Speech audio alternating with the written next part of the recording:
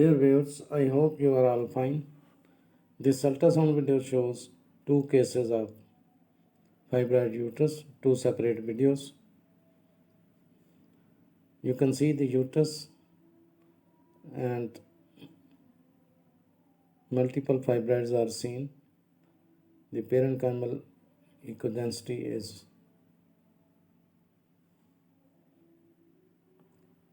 shows hypoechoic masses. The masses are irregular in outline, are ill-defined. Usually the small uterine masses or fibroids are ill-defined. You can see the multiple masses.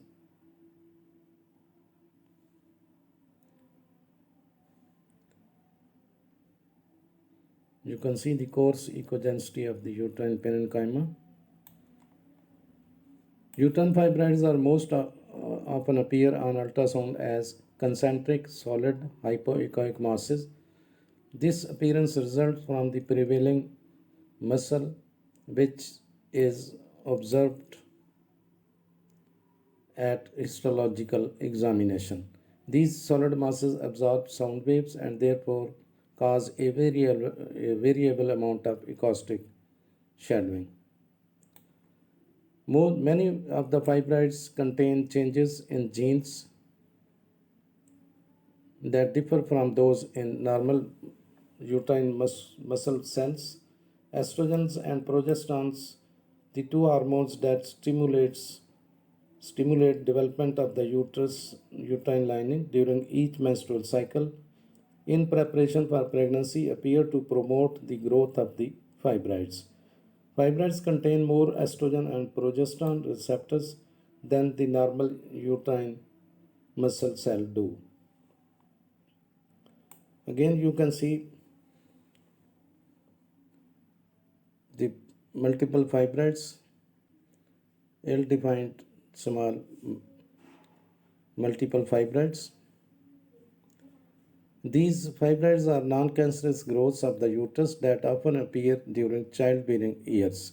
Fibroids range in size from seedlings that are undetectable by the human eye to bulky masses that can distort and enlarge the uterus. Fibroids may be single or multiple ones. Now, homogeneous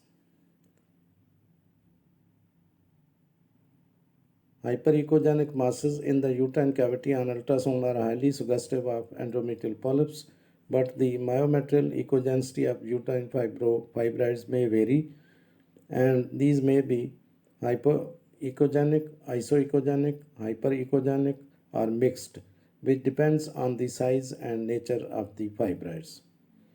These fibroids are generally harmless and often go away on their own. When symptoms occur, however, untreated fibroids can interfere with person's quality of life and may lead to complications such as anemia. Now you can see the multiple fibroids, small fibroids, and these fibroids measure from 1 centimeter or less to about 3 centimeter in diameter.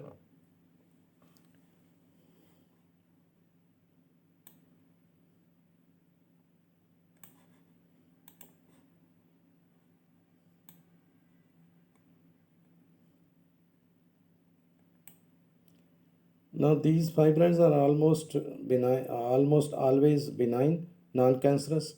Rarely less than 1 in 1000 is a cancerous fibroid. This is called leiomyosarcoma. Fibroids are abnormal growths that develop in or on the uterus. These tumors may become quite large and cause severe abdominal pain and heavy periods. In some cases, they cause no signs or symptoms at all. These fibroids are typically benign or non-cancerous. The cause of the fibroid is unknown. Now you are going to see the second video, and this video will also show multiple fibroids. You will see fibroids are also known by the following names: leiomyomas, myomas, uterine myomas, fibromas. Now you can see the multiple fibroids. This is unibladder, this is uterus, and this is cervix. According to some researchers, almost 80% of women have them by the age of 50. However, most women don't have any symptoms and may never know they have fibroids. Now you can see this is a fibroid, a mass. This is also a fibroid, and this one is also a fibroid.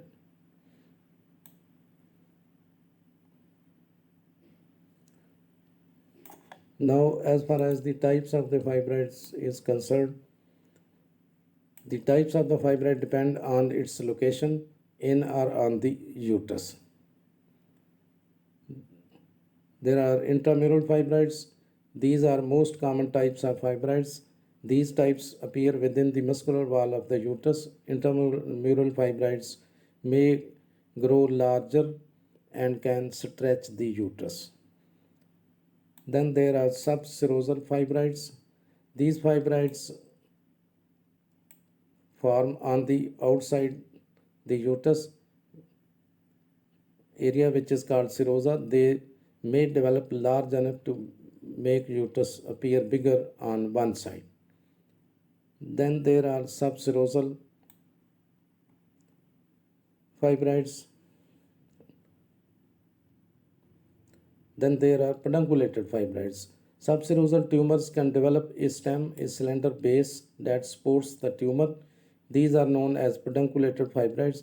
Then there are submucosal fibroids. These types of tumor develop in middle muscle layer or myometrium of the uterus.